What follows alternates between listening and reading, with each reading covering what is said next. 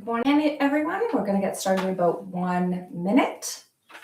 As per usual, I want you to be mindful of your environment. Make sure that it is safe and secure, that when you move your body, you will not hit any objects, that you're not on a slippery surface, that you have some water close by, and that you are connected to your own body so that if anything feels difficult, you modify the movement. We're not pushing into pain. We don't want to be so breathless that it's difficult. So taking breaks when needed, but also challenging yourself just a little bit.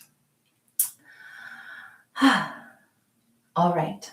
So welcome to the Cowichan Brain Injury Society's Morning Wake Up Program, 10, 10, and 10 program. Cowichan Brain Injury Society is a nonprofit organization serving folks who've had brain injuries in the Cowichan Valley, as well as their families and supports. Our 10, 10, and 10 morning wake-up program is a program to help you start your week and day off right by doing 10 minutes of movement, 10 minutes of learning, and 10 minutes of mindfulness, which are 3 of the 6 pillars of brain health: movement, learning, or cognitive stimulation, and stress management. So as I was saying, make sure your environment's safe, make sure you are safe. Cowichan Brain Injury Society is not liable for any risk or injury during this program. It is up to you to make sure you are safe while you participate here. I would like you to be on a straight back chair without any handrails so that you're not hitting those armrests at all if we're doing arm swings. And throughout the movement portion, I want you at the edge of your chair with your feet placed secure on the ground at a 90-degree angle, your core engaged, supporting your spine effectively. So bringing in your belly button, just slightly thinking about almost being braced around this midsection. You're not sucking in, but being secure, like slightly braced as if someone's gonna punch you in the tummy, or helping you to feel strong and supported through your spine, almost like a corset. All right, we'll get started here. I'm going to put some music on with my earbud and we'll get moving. Let's just bring our arms overhead and do a side bend, moving at your own pace. I'm going to be moving a bit slower today, kind of tired. I hiked like 35 kilometers this weekend and canoed 45. Oh my gosh. So we'll be moving a bit slower today. Good. Reaching up, nice strong spine here as you slight side bend. Good. Keeping your arms overhead, we're going to think about drawing circles on the sky with our fingers. If you can't put your arms overhead, you can just be here. Again, you could have done that side bend. But again, drawing circles. So you're going back a bit, coming forward. You're getting hip circles here as well. Let's go the other way. Oh, my arms are sore.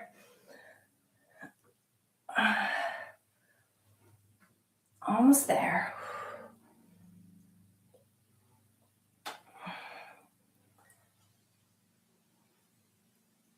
Good. Bring your arms down. I'm going to just give them a little shake up and down here.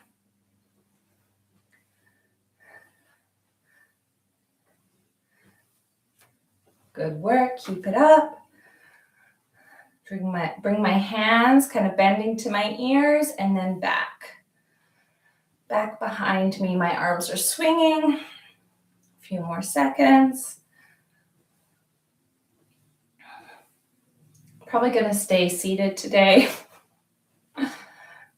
Awesome. Okay, let's do some nice arm circles. You can get your arms fully engaged here to make it harder, I'm just gonna do my shoulders. Oh, I'm gonna go the other way.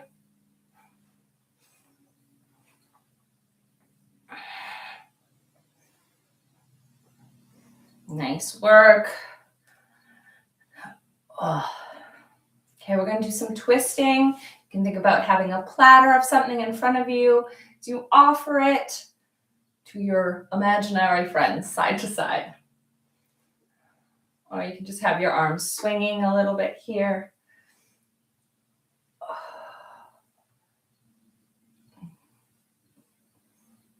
Nice work. Again, going at your own pace. If this causes any dizziness, you can try and keep your head stable in front while you twist. That could help. Or just doing a partial slow movement. Not twisting as far. Good. We're going to go for a couple more seconds here. This feels really nice for me right now.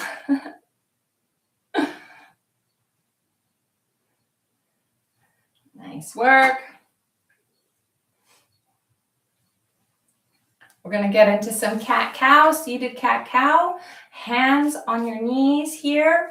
And we're going to arch our back or round our back, arch our back, chest up to the sky. Rounding, chest up.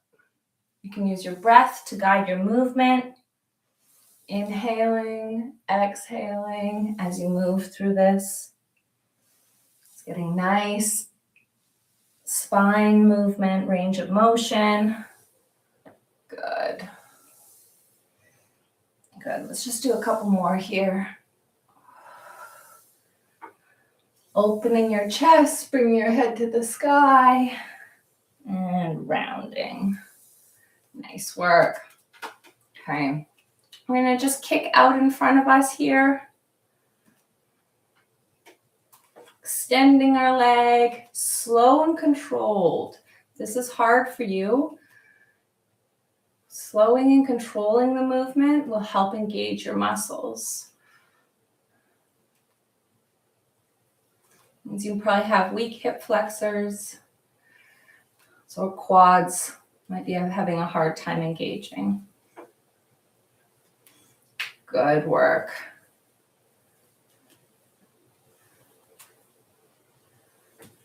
We're going to do a little stretch. Let's have our heels to the ground here and slide our arms down and then up. So we're doing a dynamic stretch here. So we're getting a stretch through the backs of our legs. We call that the posterior chain. But we're moving through it, keeping our backs nice and straight. So the movement's coming through our hips. But we're getting a stretch as well. Nice work. A few more seconds here. Good.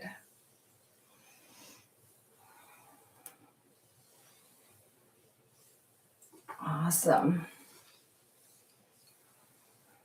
Let's keep our legs extended. We're going to lift one leg off the ground, try and keep it up there, and do some circles with your ankles. Draw some O's with your toes. Go the other way. Good. You can have your hands behind your buttocks here, supporting yourself. It's fine. Okay. The other one, again, doing this nice, slow and controlled. Some of us might have some challenges with getting this range of motion. So really focusing on trying to get those muscles engaged, to point your toes down and then bring them up. Good work. Other way.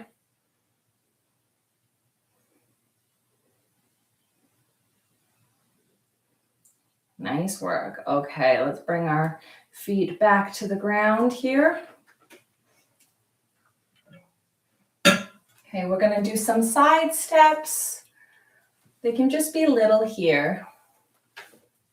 They can be nice and wide if you want, or they can stay pretty pointed in front of you. Getting the side step though. Nice. Keep that core engaged. Nice strong posture. Good. Keep it up. A few more seconds.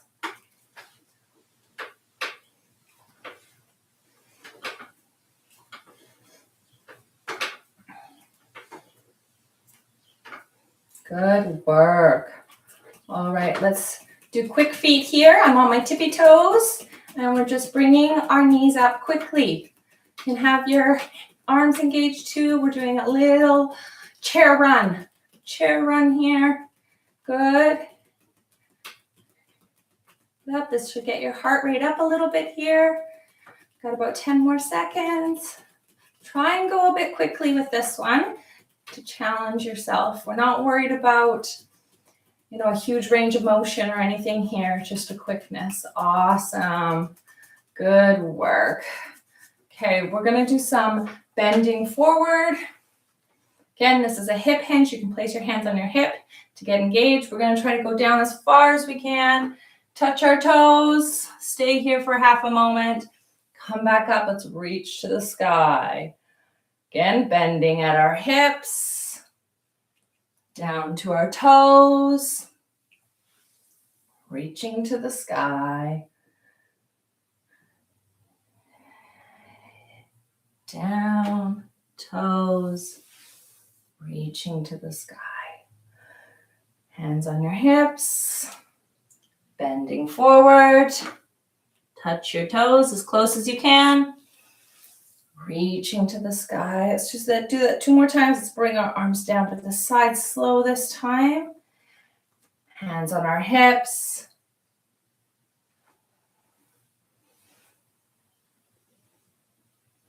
Arms down to our hips, bending forward, reaching to the sky. One more time. Arms down to our sides, slow here with control. Hands on the hips, forward, reaching to the sky. Awesome. We're going to end the last 30 seconds just with some slight head movements here. Let's do some rolls. Again, this could activate some dizziness, so be really mindful if this is, and just do a really small, slow movement. Go the other way if you're capable.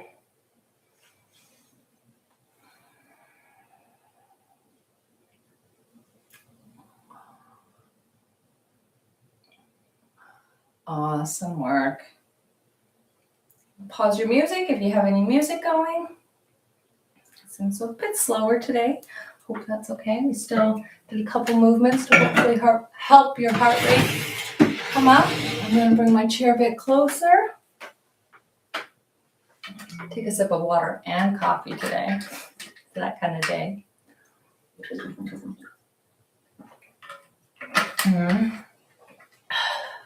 And we are going to be talking about the vagus nerve.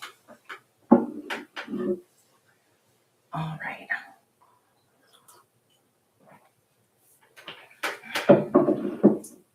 So some of you may know a bit about the vagus nerve. I have spoken about it before in different classes, etc.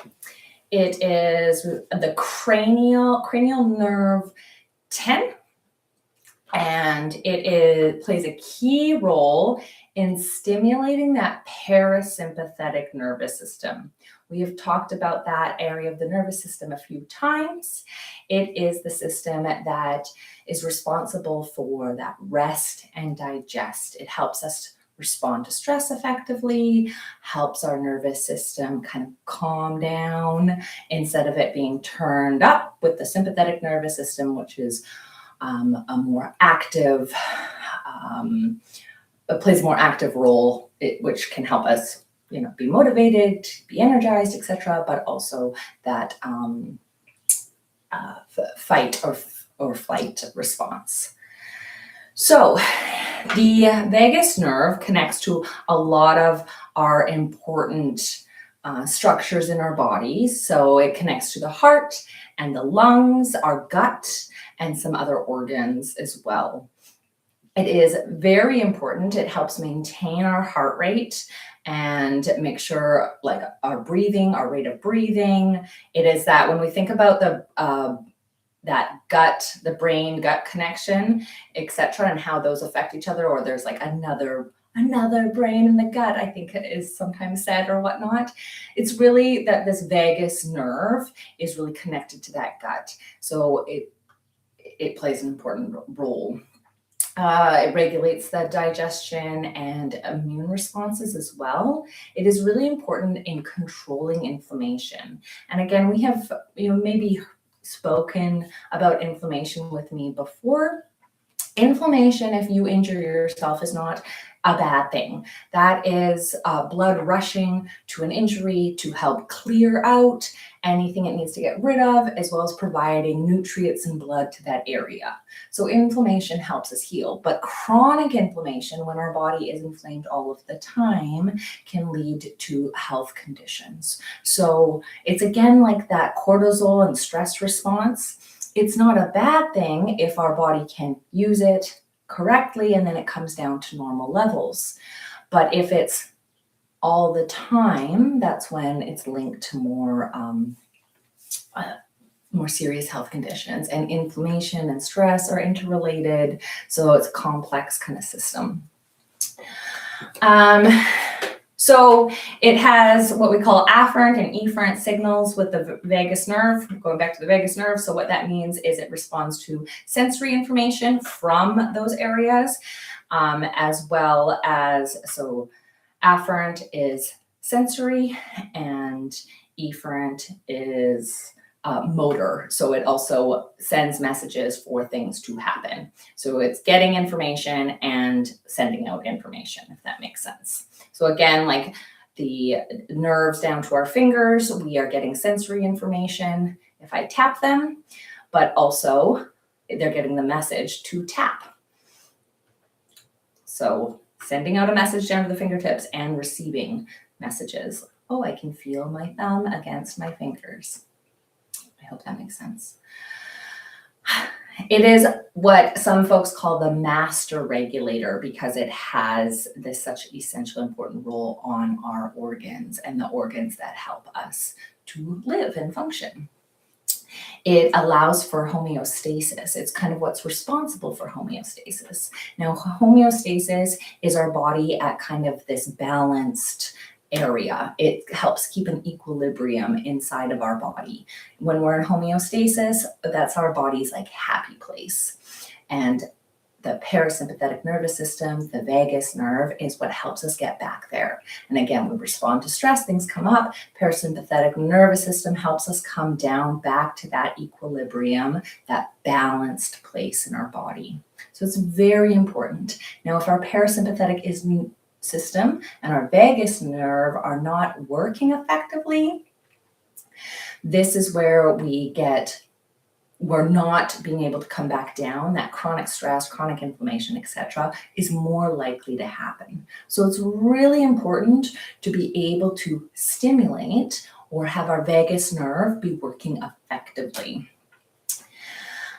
Now, there's only one place that the vagus nerve reaches the surface of our skin. So it's really hard to stimulate it because it's all internal. Right? But there is this one area, which is really cool.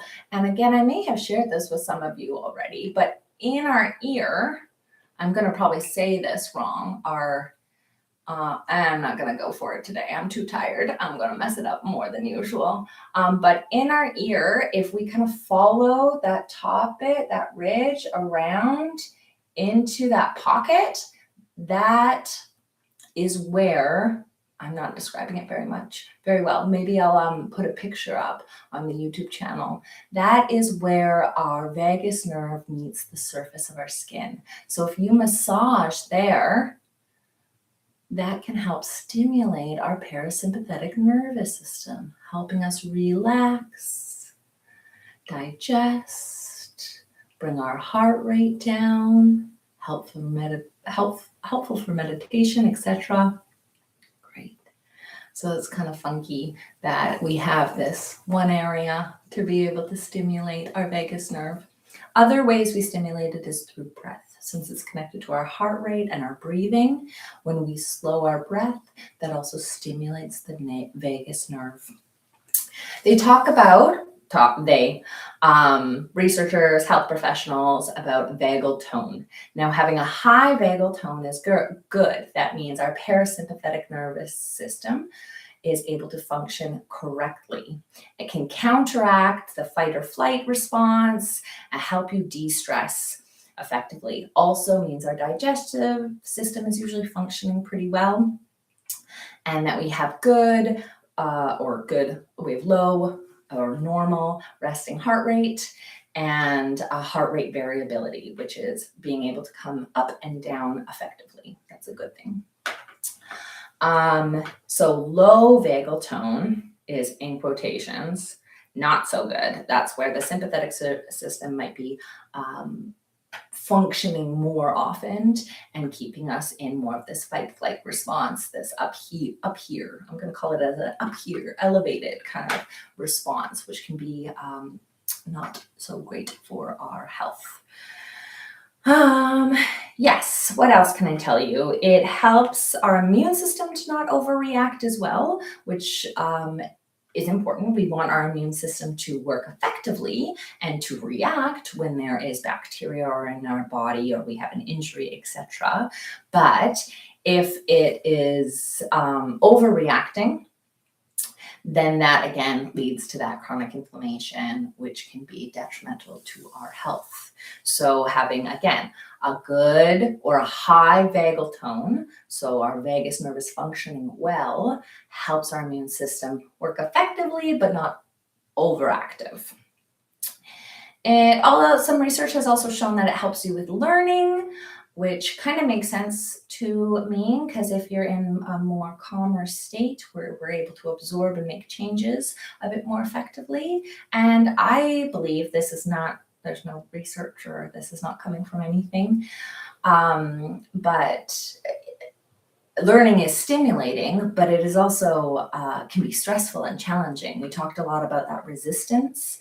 And that can be really hard for some of us. So if we're able to stay or have a higher vagal tone, we're able to respond to that kind of type of stress more effectively, allowing for real neural plasticity and neural change. Again, that's kind of like me theorizing how that might affect learning, and that learning can be stressful for some of us.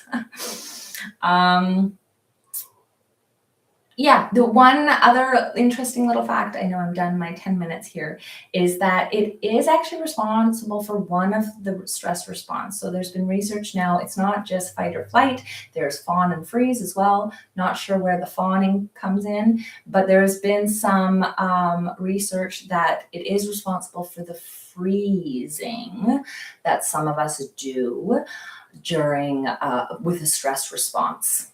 So that's because of one of the branches, the dorsal vagal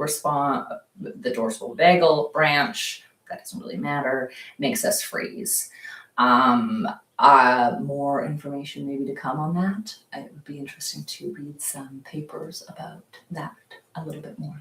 Anyways, that's my time about the vagus nerve. We could probably do another session about that, but we know how to stimulate it now, and that it's very important for the functioning of our bodies and those essential organs.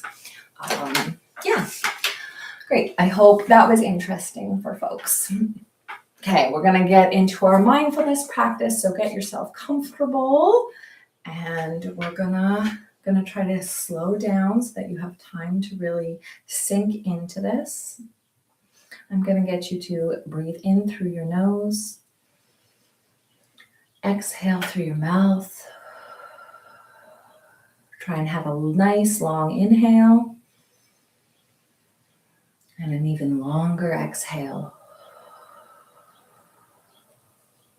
You can place one hand on our belly here, just above our belly button. When we inhale,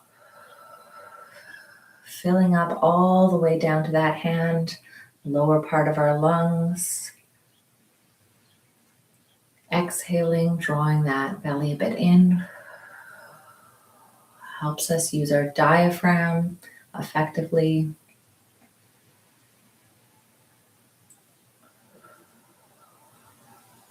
Closing your eyes, focusing on that inhale and exhale.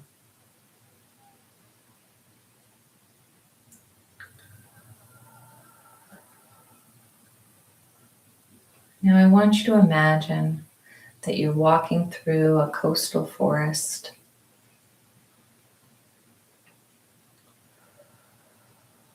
There are fir trees, pine trees, maples.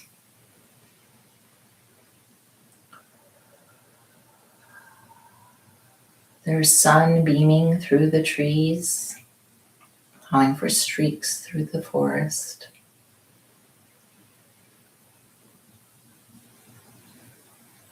You're noticing the different shades of green from the different trees and how the light hits the leaves or needles, pine needles.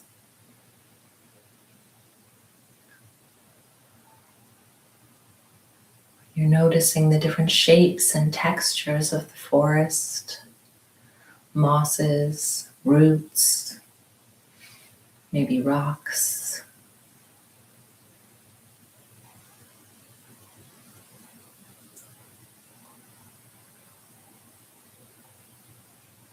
Really noticing all the visual information that you get from a forest.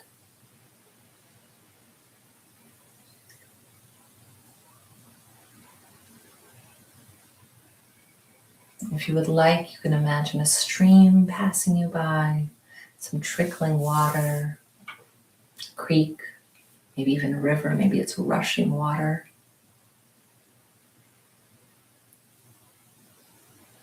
I'm going to notice the sounds of the forest, the rustling of the leaves, birds chirping in the distance, maybe a squirrel chittering nearby.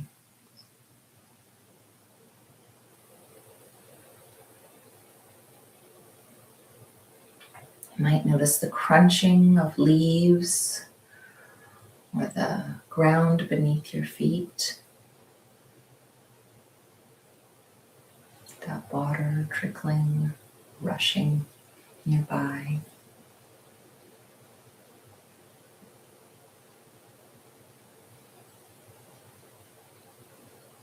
And keep inhaling, filling those lungs completely, and exhaling even longer as you paint this picture in your mind.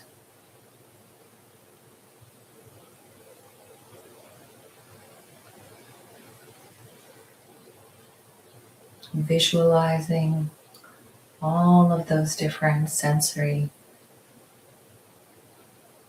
feedback, what you're hearing, what you're seeing.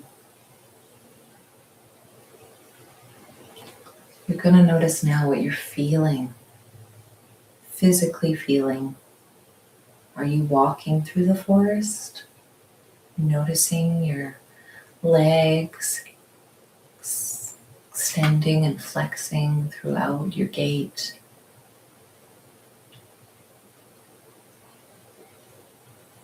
Do you notice a breeze tickling your cheeks? Maybe you're sitting by the river there.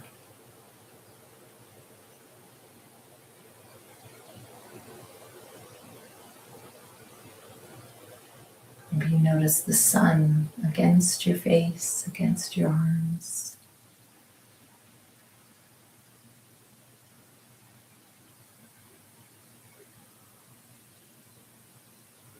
Notice how you're emotionally feeling. We're hoping to have a sense of calm, relaxation throughout our mind and our body.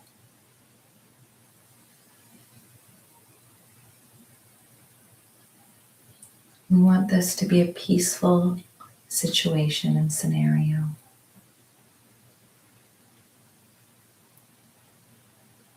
Where the tension, pressures of the world slide off of you.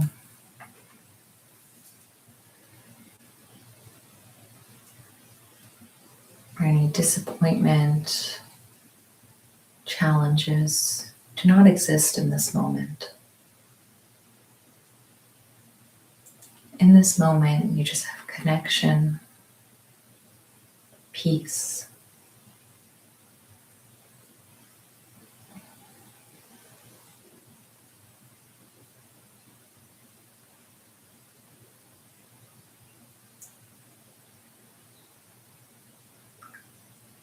Let yourself fully sink into this moment that you've created in your mind. You might tap into your olfactory sense, so your smell. You might notice the sense of smell that the forest gives off.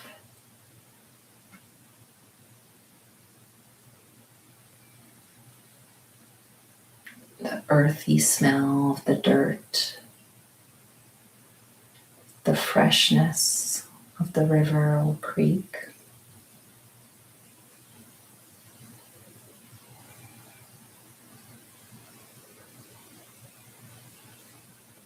Maybe you can smell the cedar or fir trees.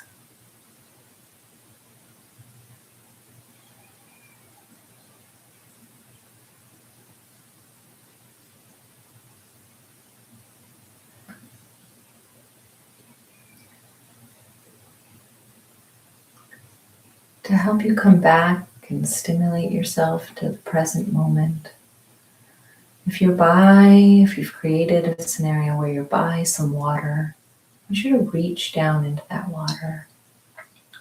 Grab a cupful of it in your palm, splash your face.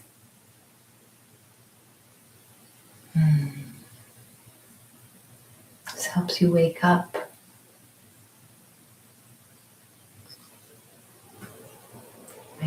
Slowly open your eyes now, coming back to this moment in your space. Noticing visually what is actually around you.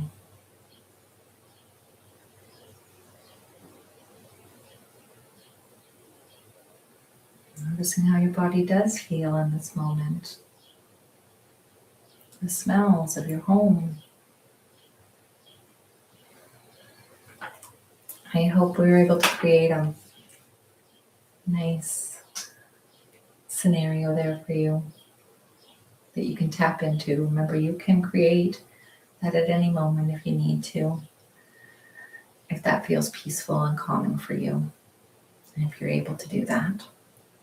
If that was difficult and challenging for you, that's okay. Have some acceptance. If your mind was busy with other thoughts, what you need to accomplish, how things are difficult, don't be upset with yourself. That's all right. We're just trying to create a scenario that you can come back to in moments of stress. And our mind is going to wander away. Just try to bring it back to our breath, bring it back to something we've created in our mind that feels calming and peaceful, tranquil. Great.